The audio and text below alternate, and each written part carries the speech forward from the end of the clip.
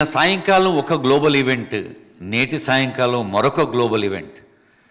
అలా మనదైన లోకల్ను global focal పాయింట్గా మార్చడమే తన ఫోకస్గా సాగుతున్న ఆనరబుల్ సీఎం గారు ముఖ్య అతిథి సందేశం.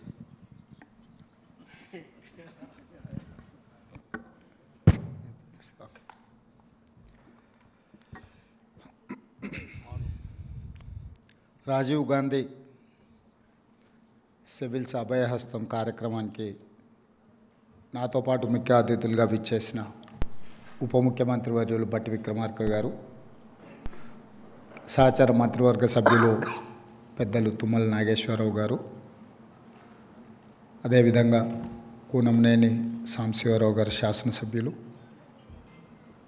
గండ్ర సత్యనారాయణరావు గారు, వివేక్ గారు, కోరం కనకయ్య గారు, విజయరమణారావు గారు, యాదయ్య గారు, ఇతర శాసనసభ్యులు అందరూ, ప్రభుత్వ సలహాదారులు, చీఫ్ సెక్రటరీ గారు, సింగరేణి సిఎండి గారు, ముఖ్యమైన అధికారులు, ఈరోజు ప్రత్యేకంగా ఆహ్వానింపబడిన సివిల్స్ ఇంటర్వ్యూలకు ఎంపికైన 20 మంది అభ్యర్థులు, వారి కుటుంబ సభ్యులందరికీ కూడా నూతన సంవత్సర శుభాకాంక్షలు.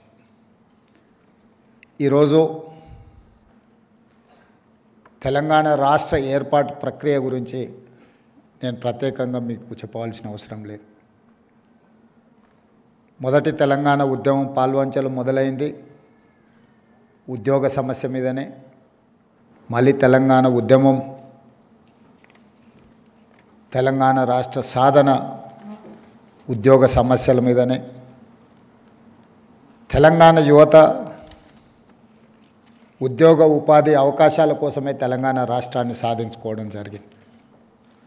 సాధించుకున్న తెలంగాణ రాష్ట్రంలో మీకు అందరికీ తెలుసు, గత ప్రభుత్వం 10 సంవత్సరాలు ప్రభుత్వ ఉద్యోగాలలో ఉన్న ఖాళీలను భర్తీ చేయకపోవడం వల్ల ఉమ్మడి రాష్ట్రానికంటే ప్రత్యేక తెలంగాణ రాష్ట్రంలో మాకు ఎక్కువగా అన్యాయం జరిగిందని ఆలోచన చేసే పరిస్థితులు ఉత్పన్నమైనవి. అలాంటి పరిస్థితుల సందర్భంలో తెలంగాణ యువత సహకారంతో ప్రజాప్రభుత్వం, ప్రజాపాలన ఏర్పడ్డది. అప్పటి వరకు ప్రగతి భవన్గా పిలువబడే ఈ ప్రాంగణం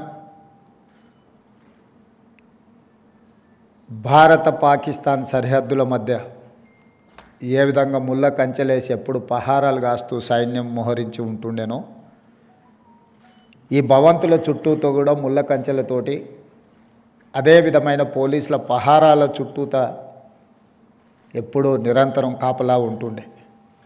అలాంటిది డిసెంబర్ 7, 2023 నాడు మధ్యాహ్నం 1 గంటకు ఈ భవంతుల చుట్టూతో ఉన్న ముళ్ళ కంచెల్ని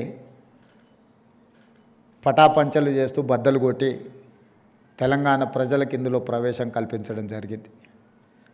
ఈరోజు ప్రగతి భవన్ నుంచి ప్రజాభవన్గా మారడం, జ్యోతిరావు పూలే గారి పేరు పెట్టుకొని ఒక సామాజిక న్యాయాన్ని అందించాలి, తెలంగాణ యువతకు సమానమైన అవకాశాలు కల్పించాలన్న ఆలోచనతోటి ప్రతి కార్యక్రమాన్ని ప్రభుత్వం బాధ్యతాయుతంగా నిర్వహించడం మొదలుపెట్టింది. అందులో భాగంగానే జాతీయ స్థాయిలో నిర్వహించబడే పబ్లిక్ సర్వీస్ కమిషన్లో తెలంగాణ రాష్ట్రం నుంచి అత్యధికంగా విద్యార్థులు పాస్ అవ్వాలి, అందులో వాళ్ళు రాణించాలి అనేది మా ప్రభుత్వం యొక్క లక్ష్యం. వెనుకబాటుతనం గురించి చర్చ జరిగినప్పుడు బీహార్ వివిధ సందర్భాలలో చర్చకు వస్తుంది. అంత వెనుకబడిన ప్రాంతమైన బీహార్ నుంచి ఐఏఎస్, ఐపీఎస్లు లేకపోతే ఐఎఫ్ఎస్ లాంటి సెలక్షన్ చూస్తే అత్యధికంగా ఉంటారు. మన దగ్గర ఉన్న అధికారులను చాలామందిని చూసిన బీహార్ రాష్ట్రం నుంచి వచ్చిన వాళ్ళే. దేశ స్థాయిలో సివిల్ సర్వీసెస్లో మనం ఒకసారి లెక్క తీసుకున్నప్పుడు బీహార్ రాష్ట్రానికి ఒక ప్రత్యేకమైన స్థానం ఉంది. మరి అత్యంత వెనుకబడిన ప్రాంతంగా చర్చ జరిగే బీహార్ ప్రాంతం నుంచి ఇంతమంది సివిల్స్కు సెలెక్ట్ అవుతున్నారు, రాణిస్తున్నారు అని అంటే అక్కడ ప్రత్యేకమైన శ్రద్ధ పెట్టడం వల్లనే అది సాధ్యమైంది. మరి అలాంటి ప్రత్యేకమైన శ్రద్ధ, ఆదరణ మన తెలంగాణ రాష్ట్రంలో ఉండాలి. ఇక్కడ యువతను ప్రోత్సహించాలి.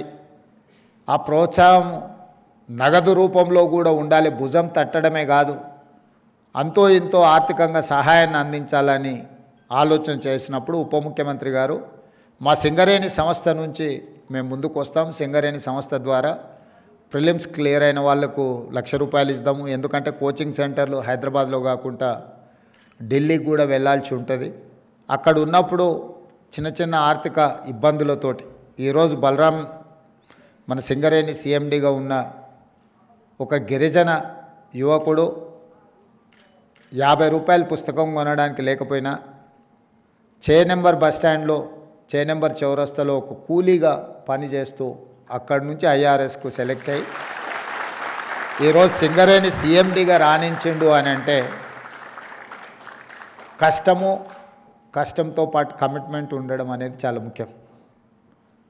ఆర్థిక పరిస్థితులు ₹2,000 కోచింగ్ సెంటర్ కట్టాలన్న కష్టమైన పరిస్థితులు, కాస్తో కూస్తో వెసులుబాటు దొరికితే చాలామంది ఆ విధంగా ఎంపికైన వాళ్ళు ఉన్నారు. అందుకే ఈరోజు ఆ చిన్న చిన్న దిగువ స్థాయిలో ఉపాధి హామీ కూలీకి వెళ్ళే వాళ్ళ పిల్లలు కూడా ఈరోజు సివిల్స్కు ప్రిపేర్ అయ్యే సందర్భంలో వాళ్ళు ఢిల్లీ లాంటి నగరాలకు వెళ్ళి ఉండడమే కష్టం, అందులో ఖర్చులు భరించాలంటే కూడా ఇబ్బంది అవుతుంది. కాబట్టి సింగరేణి సంస్థ నుంచి ఆర్థిక సహాయాన్ని అందించాలని మొదటి విడత ₹1,00,000 ఒక్కొక్కరికి. ₹1,00,000 సరిపోతాయంటే ఒకవేళ సరిపోకపోవచ్చు, కాకపోతే ఈ ప్రభుత్వము మాకు అండగా నిలబడ్డది, ప్రభుత్వం మమ్మల్ని ఆదుకుంటుంది అని ఒక మీలో ఆత్మవిశ్వాసాన్ని పెంచడం కోసం ఈ కార్యక్రమం చేపట్టడం జరిగింది. అక్కడి నుంచి మెయిన్స్కి ఎంపికైన వాళ్ళు కానీ మెయిన్స్ నుంచి ఈరోజు ఇంటర్వ్యూలకు వెళ్తున్న వాళ్ళను కూడా ఒకసారి భుజం తట్టి మీ ఆత్మస్థైర్యాన్ని పెంచి ఢిల్లీకి వెళ్ళినప్పుడు చిన్న చిన్న ఆర్థికపరమైన ఇబ్బందులు మీకు కలగకుండా ఉండాలన్న ఆలోచనతోని ఈరోజు ఈ ₹1,00,000 నగదు మీకు ఇదొక బహుమతి, ఇది ప్రోత్సాహకం, ఇది ఆర్థిక సహాయం అనే దానికంటే కూడా మీరు సాధించిన విజయాన్ని గుర్తించి ఈరోజు ప్రభుత్వం మీకు ఈ ప్రోత్సాహకాలను ఇస్తున్నది.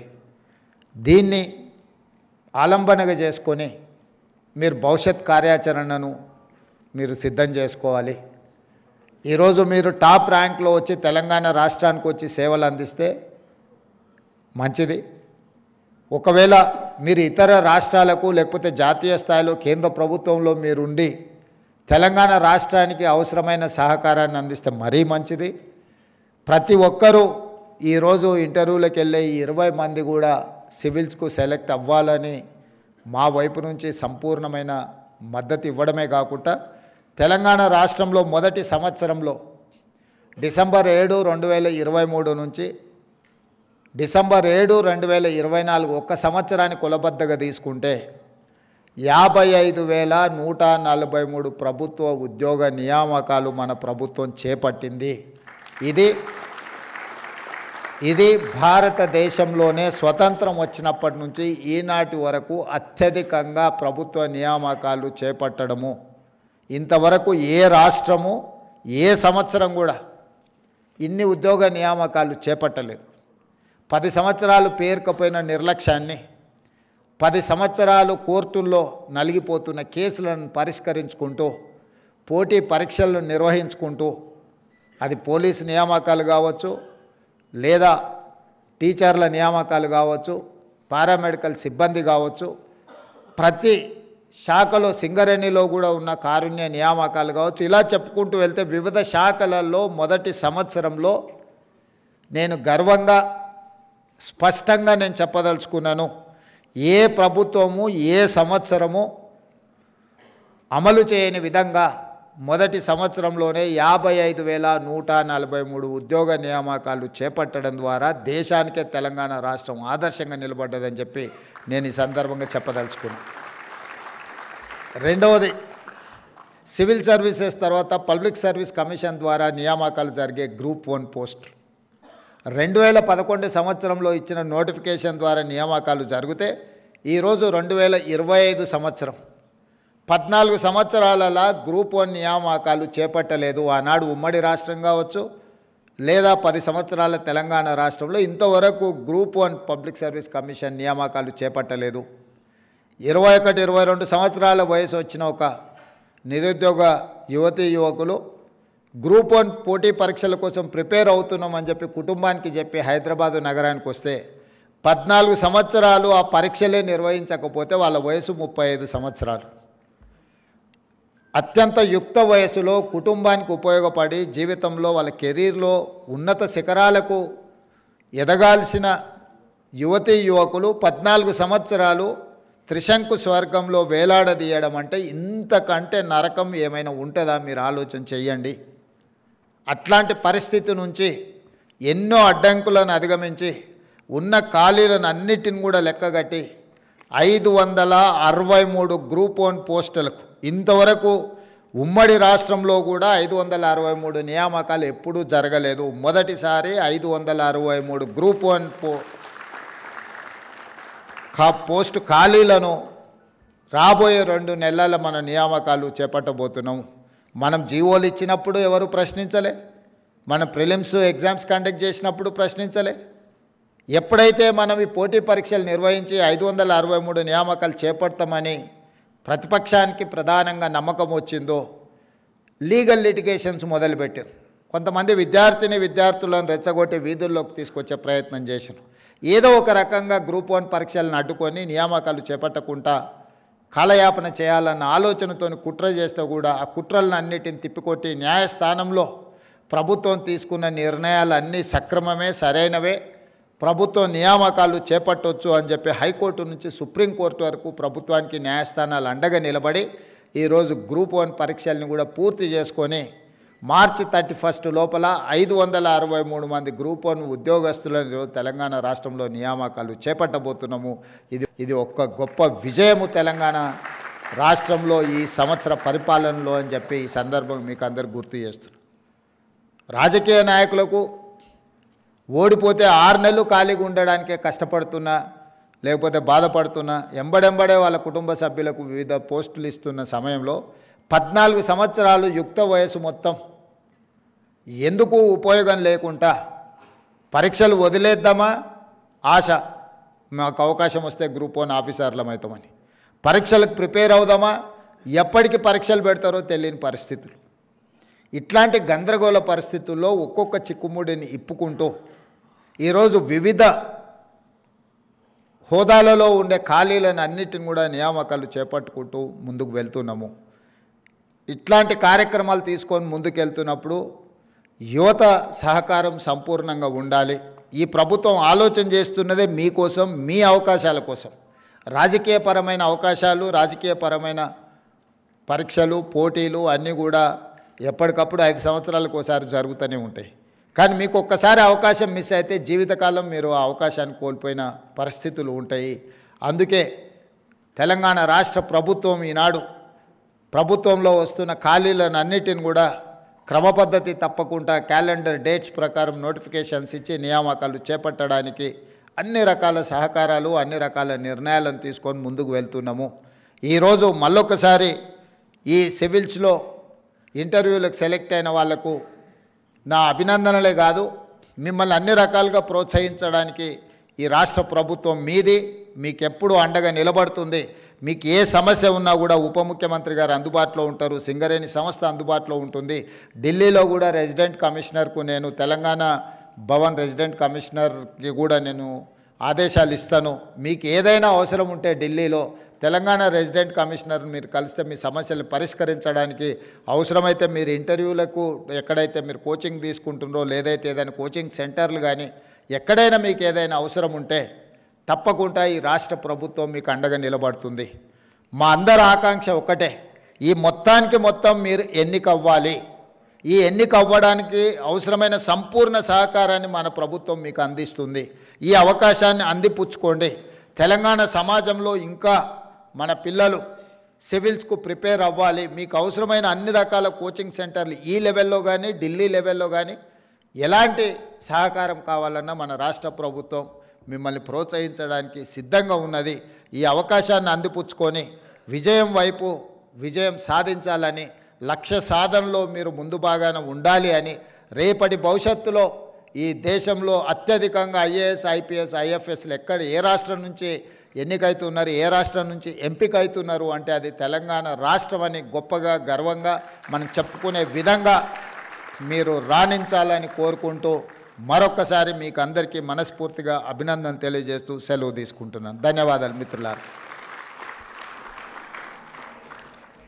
పాఠశాల స్థాయి నుంచి పోస్ట్ గ్రాడ్యుయేషన్ స్థాయి దాకా విద్యా ప్రమాణాలకు, అటు విద్యేతర క్రీడాది రంగాల నైపుణ్యానికి నిరంతరం తప్పిస్తున్న ఆనరబుల్ సీఎం గారి స్ఫూర్తిదాయక సందేశానికి ధన్యవాదాలతో ఇప్పుడు ఆనరబుల్ సీఎం గారి సమక్షంలో బ్యాంక్ ఆఫ్ బరోడా అధికారులను ఆహ్వానిస్తూ ఉన్నాం. వారు GM and zonal head Ritish Kumar గారు, business development DGM MVS Sudhakar గారు, మన సిఎండి బలరాం గారు ఎంఓయు,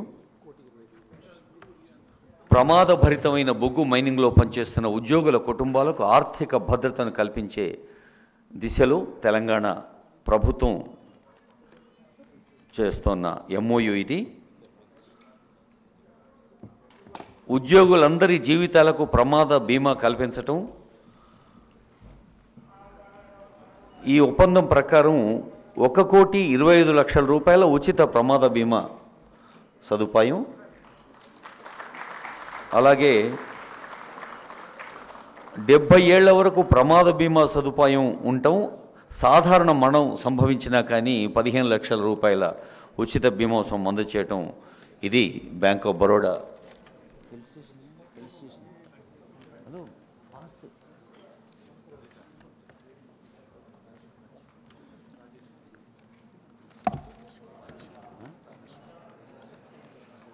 ఇప్పుడు గౌరవనీయులైన